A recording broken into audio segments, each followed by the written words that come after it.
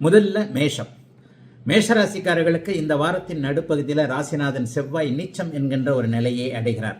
அப்படி இருந்தால் கூட அப்படிலாம் ஒன்றும் பெரிய சோதனைகள்லாம் கண்டிப்பாக வந்துடாதுங்க. ஏன்னா 2ஆம் இடத்துல குரு பகவான் வலிமையான ஒரு அமைப்பில் இருக்கிறார். பணவரவுக்கு எந்த விதமான ஒரு தடையும் இல்லை. பணவரவு நல்லா இருக்கும் அப்படின்னாலே பெரிய சோதனைகள் எதுவும் வந்துடாது. 2-12ஆம் இடங்கள் சுபத்துவமாக அப்படியே பரிவர்த்தனை அமைப்புகளில் இருக்கின்றன. எல்லாவற்றையும் விட மேலாக சனி பகவான் ஏழரை சனியாக வந்திருந்தாலும் கூட ஒரு நிலையில இன்னும் ஒரே மாசத்துல 11ஆம் இடத்துல ராகு வந்துட போறார். அதனால 7.5 சனி அதை செய்யுமோ இதை செய்யுமோ, அந்த 7.5 சனி வந்துருச்சு, இந்த மாதிரியான எண்ணங்கள் மேஷராசிக்காரர்களுக்கு கண்டிப்பாக தேவையில்லாத ஒன்று. ஒரு 2.5 வருஷம் நல்ல வருமானம், நல்ல அமைப்புகள் இருக்கும். ஆனா என்ன, சேமிக்க முடியாத அளவிற்கு செலவுகள் இருக்கக்கூடிய தன்மைகள் தான் இப்போ இருக்குங்க. சர்வ நிச்சயமாக 7.5 சனி பற்றி கவலைப்பட வேண்டாம் என்பது இன்னும் ஒரு 6 மாதத்திலேயே நீங்கள் கண்டிப்பாக உணர்ந்து விடுவீர்கள்.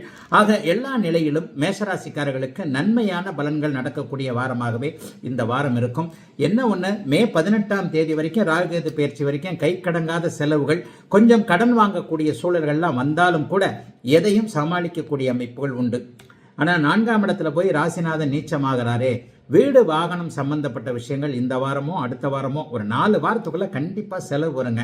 வண்டி செலவு வைக்கக்கூடிய அமைப்பு, வீடு மாற்றக்கூடிய அமைப்பு, தேவையில்லாத ஒரு செலவுகள் ஏதாவது, அதாவது ஆஸ்பத்திரி செலவுன்னு சொல்றோம் இல்லையா, இந்த மாதிரி அசுப செலவுகள் பட்ஜெட்டை மீறி ஒரு 2000 ரூபா 3000 ரூபா வரைக்கும் தான் ஒரு மாதிரியான செலவுகள் கண்டிப்பாக இருக்கும்.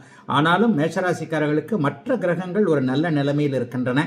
ராகு கேது பெயர்ச்சி மே மாதம் 18ஆம் தேதி நடந்ததற்கு பிறகு மிகப்பெரிய நல்ல முன்னேற்றங்கள் கண்டிப்பாக ஏற்படும். ஆகவே இந்த வாரத்தில் சங்கடங்கள் எதுவும் இல்லாத ஒரு சாதாரண வாரமாகவே அமைந்திருக்கிறது மேஷத்தினர் எல்லோருக்கும் இந்த வாரம்.